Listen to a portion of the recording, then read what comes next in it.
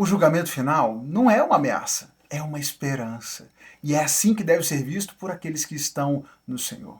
É muito comum quando nós tratamos de Apocalipse, do julgamento final, do juízo de Deus, que as pessoas demonstrem uma certa preocupação, um medo, uma ansiedade em relação a esse dia. Mas a verdade é que a mensagem apocalíptica deveria gerar em nós, cristãos, nós que estamos em Jesus, que aguardamos a volta do nosso Senhor, deveríamos olhar para essa mensagem apocalíptica como uma mensagem de esperança. Deveria ser o dia mais desejado, o momento mais esperado das nossas vidas, e não uma circunstância que nos gere medo, que nos gere preocupação. Porque longe de ser um dia de destruição, para nós que estamos no Senhor, que estamos em Jesus, o juízo final, o julgamento final de Deus, é o dia em que definitivamente o Senhor vencerá. Vencerá o mal, vencerá a morte, e nós estaremos restaurados, resgatados dessa vida e desse mundo de pecado, e poderemos desfrutar da vida com o Senhor, da vida como o Senhor planejou que fosse, e a vida que nós esperamos e aguardamos para ter com Ele, ao lado do nosso Deus. Hoje, a nossa leitura nos levou do texto de Isaías, capítulo 24 até o capítulo 27. Um texto que, por muitos estudiosos, é tratado como um pequeno apocalipse de Isaías.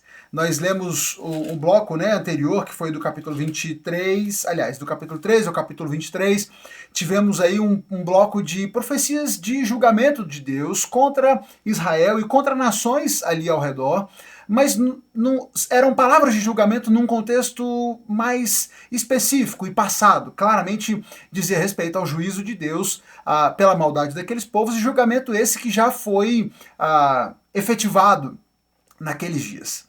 Mas aqui nós notamos, a partir do capítulo 24 até o capítulo 27, que Isaías passa a tratar de um julgamento futuro, de um julgamento mais distante, um julgamento que não diz respeito meramente a Israel e a alguns povos ali ao redor, mas um julgamento que alcançaria e que alcançará toda a terra. Ele fala desse julgamento final, quando finalmente o Senhor exercerá o seu juízo sobre todas as nações e trará punição aos pecadores, aos perversos, e será vitorioso de uma vez por todas sobre as nações orgulhosas e más, sobre o pecado, e trará juízo, trará julgamento, mas também trará esperança, restauração, reconstrução àqueles que estão nele. No capítulo 24, nós temos, e o capítulo já começa dizendo: venham, vejam, o Senhor está prestes a destruir a terra. E no capítulo Isaías vai dizendo que ninguém será poupado. Tanto sacerdotes quanto o povo, servos, senhores, servas e senhoras, todos estarão debaixo desse julgamento. Ninguém será deixado de fora. A terra será completamente esvaziada e saqueada. A terra vai sofrer, e ele diz, a terra sofre por causa dos pecados de seus habitantes. Acabaram-se as alegrias do vinho, as canções de celebração, todas as casas estão trancadas para que ninguém entre.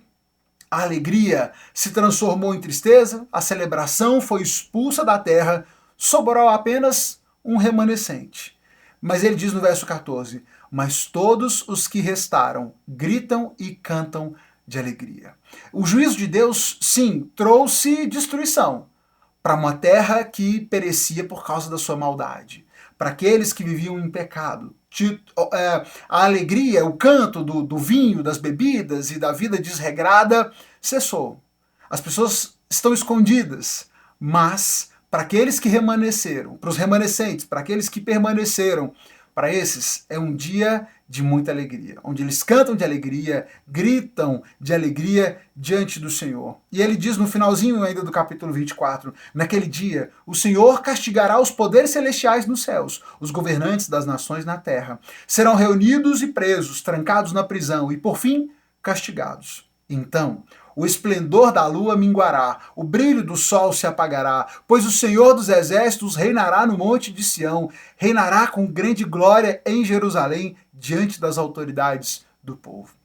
Nesse dia, todas as autoridades, sejam elas as autoridades terrenas, os governantes terrenos, sejam esses poderes celestiais, todos eles serão colocados no seu lugar, debaixo das mãos poderosas do Senhor, reunidos, presos, trancados, castigados, Nem mesmo o sol e a lua serão necessários, porque agora brilhará a luz do Senhor. O Senhor dos Exércitos vai reinar no monte. Aqui, ao falar do monte, ele está fazendo referência à cidade de Jerusalém, mas também é uma referência desse reino de Deus. Não simplesmente da cidade de Jerusalém, como nós vamos ver ao longo desses próximos capítulos. O Senhor não está tratando meramente de um reinado local, mas do domínio global estabelecido pelo Senhor e esse julgamento final que ele trará sobre tudo e sobre todos, como já ficou bem claro. No capítulo. E é interessante que no capítulo 24 e 26, 25 e 26, após falar sobre esse julgamento, Isaías vai trazer palavras de louvor. Louvor pelo julgamento, pela salvação, um cântico de louvor ao Senhor, justamente porque Isaías entendia que esse julgamento não era algo que ele devia temer, que o povo fiel ao Senhor devesse temer, mas era algo pelo qual eles esperavam, eles ansiavam, era motivo de alegria. No verso 3 do capítulo 25 ele diz: nações fortes declararão tua glória, povos cruéis te temerão. Aqueles que antes fizeram oposição ao Senhor e ao seu povo, agora vão ser obrigados a reconhecer o poder de Deus. Aqueles que foram cruéis terão que temer o Senhor, o seu poder. Tu, porém, calas o rugido das nações estrangeiras, como a sombra de uma nuvem diminui o calor implacável, assim os cânticos de soberba dos cruéis serão silenciados.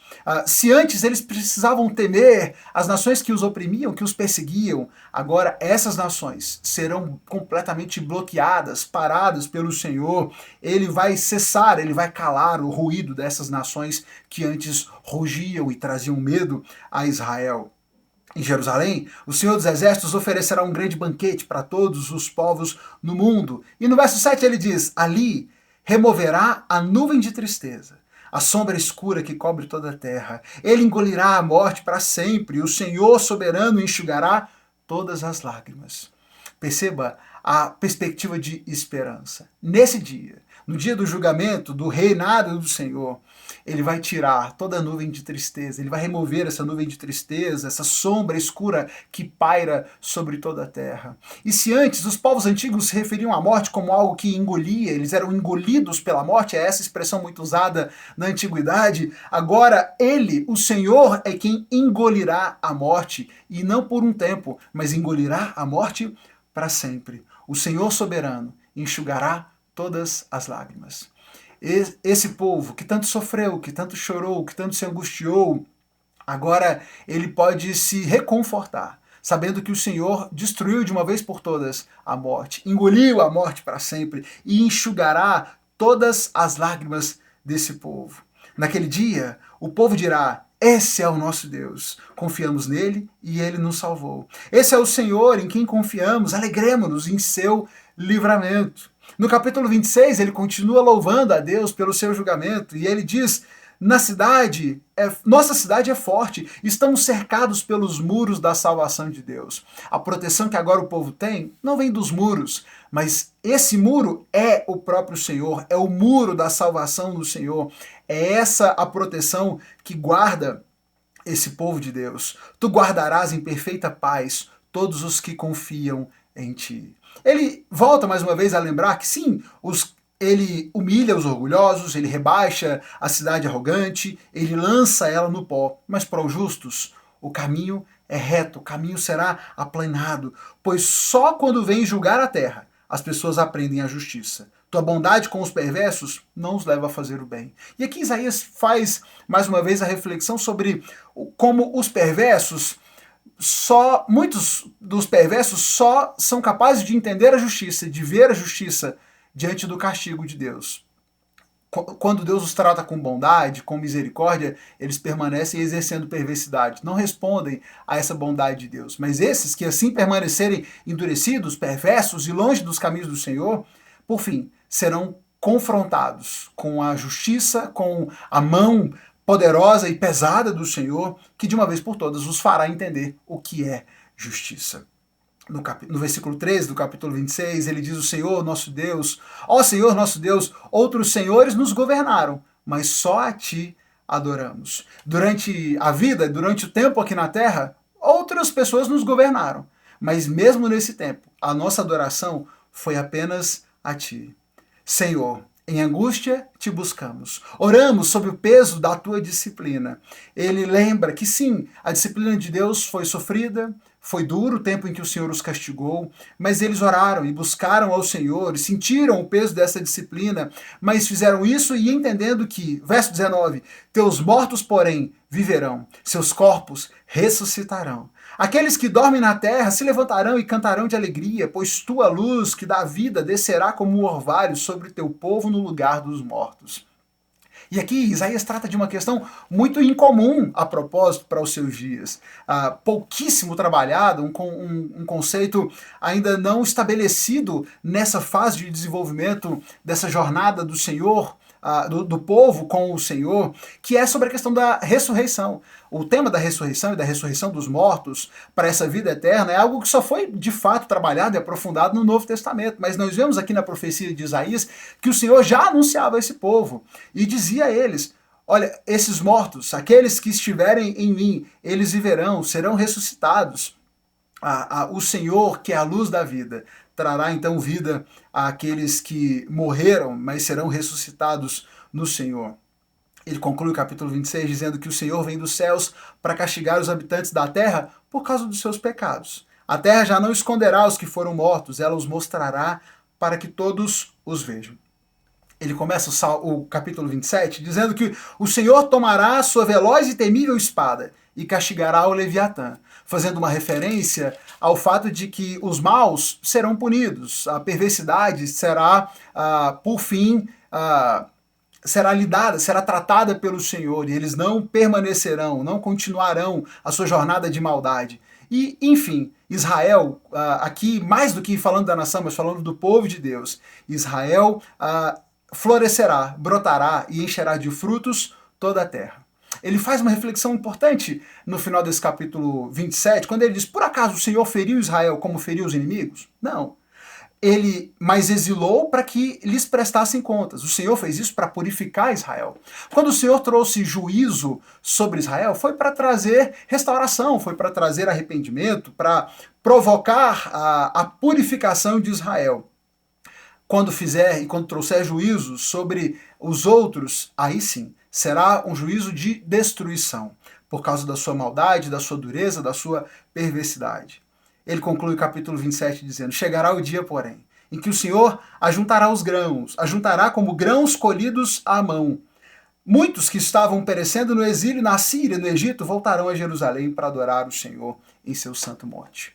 Chegará o dia, virá o dia, e aguardamos com esperança e alegria pelo dia, em que todos que estão no Senhor, que são salvos, que creem em Jesus, todos estaremos reunidos diante do nosso Senhor, não com medo do juízo, mas aguardando ansiosamente por Ele, para recebermos do Senhor a vida que nos espera, onde estaremos livres do mal, livres dos maus, de toda maldade, de toda perversidade, e poderemos desfrutar da vida que só o Senhor pode nos dar. Meu amigo, não veja o julgamento final, o juízo final, como uma ameaça. Esse dia deve ser a sua grande esperança, a nossa esperança. E se você, eventualmente, tem essa dificuldade, talvez tenha olhado para esse dia com medo, talvez isso mostre que exista algo que você deva cuidar. Talvez seja o momento de pensar sobre a sua jornada com o Senhor, se de fato você tem a vida que só Jesus pode dar. E se você quer conversar mais sobre isso, quer entender como conquistar, como alcançar essa vida, me manda uma mensagem, manda um direct aí no Insta, manda uma mensagem para que a gente possa conversar. Vai ser uma alegria poder te ajudar a entender essa jornada e ter essa convicção da esperança que temos no julgamento final do nosso Senhor. Compartilha essa mensagem com um amigo que possa ser abençoado, um familiar, clica na setinha, encaminha para alguém e volta amanhã que a gente segue lendo o livro de Isaías e a cada dia estabelecendo aqui uma nova reflexão. Deus abençoe você e a sua família.